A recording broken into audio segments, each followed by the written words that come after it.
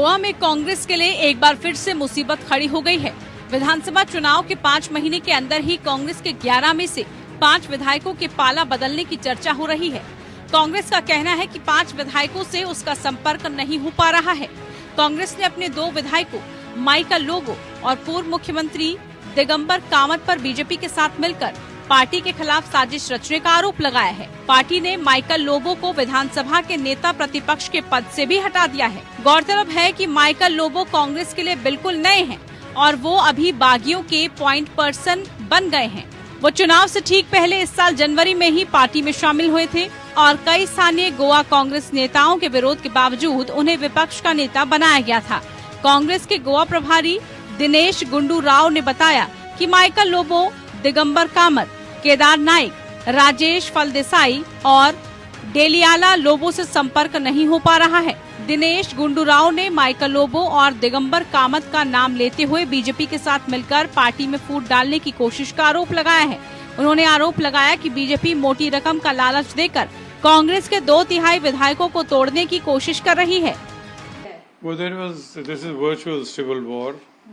The people have no food to eat, they have no water to drink, they have no respite, and if the government is not able to even organize the minimum sustenance activity, then they have no right to be there, and that's why they have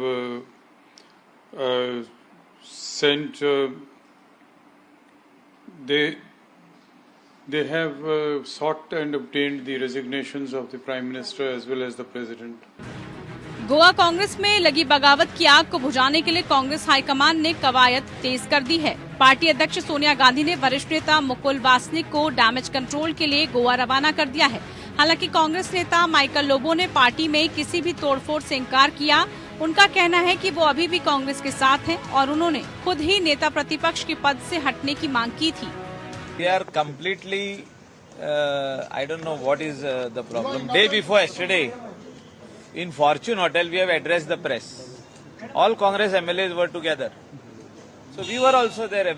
Everything was over. Yesterday again in South Goa, we were all called. We went. Then again they are having another press conference. I don't know why we are trying to confuse the people. We are one on Congress ticket. And we are with the Congress party.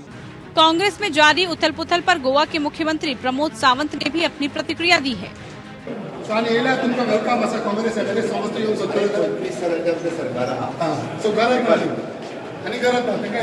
Congress disqualification letter move क्या लगा दे दिगंबर कामत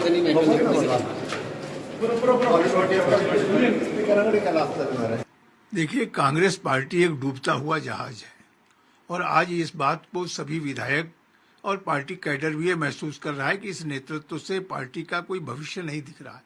इसलिए अब party का जब भविष्य नहीं, लोग अपना भविष्य तलाश रहे हैं। कांग्रेस पार्टी अपना प्रबंधन नहीं देख रही है और आरोप लगा रही है भारतीय जनता पार्टी की पूर्ण बहुमत की सरकार चल रही है। भारतीय जनता पार्टी को किसी बैसाखी की आवश्यकता गोवा में नहीं है। वो अपने लोगों को संभाले और अपने लोगों को, अपनी नीतियों को संभालें, नेतृत्व तो परिवर्तित करें, तब कहीं कांग्रेस पार्टी में कोई जान पड़ेगी। मैंने कहा ना, ये सिंकिंग बोट है और इससे हर आदमी कूद के निकलना चाहता है, बचना चाहता है। 40 सीटों वाली विधानसभा में कांग्रेस के 11 विधायक हैं। अभी कांग्रेस के 5 विधायकों के पाला बदलने की चर्चाएं हो रही हैं। अगर ये 5 विधायक पाला बदलकर बीजेपी में आ जाते हैं तो उन पर दल बदल कानून लागू हो जाएगा। इसके तहत उनकी विधायकी पर भी खतरा आ जाएगा। ऐसे में खबरें हैं कि बागी विधायकों को दल बदल से बचाने के लिए 3 और विधायकों से संपर्क किया जा रहा है। अगर बागियों के साथ 8 विधायक हो जाते हैं तो उनकी सदस्यता पर कोई खतरा नहीं होगा। गोवा में इसी साल फरवरी में विधानसभा चुनाव हुए थे। 40 में से 20 सीटें बीजेपी ने जीती थी, जबकि कांग्रेस को 11 सीटें मिली थी। इनके अलावा महाराष्ट्रवादी गोमतांग पार्टी को 2, आम आदमी पार्टी को 2 सीट और गोवा फॉरवर्ड पार्टी और रेवोल्यूशनरी गॉन्स पार्टी को 1-1 सीट मिली। वहीं 3 निर्दलीय विधायकों का समर्थन बीजेपी के पास है।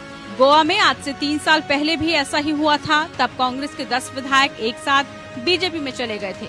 इसी को देखते हुए कुछ समय पहले कांग्रेस के प्रति अपनी वफादारी का वादा करने के लिए इन 11 कांग्रेस विधायकों ने खुद के हस्ताक्षर वाले हलफनामे के अलावे मंदिरों और चर्चों में भी शपथ ली थी।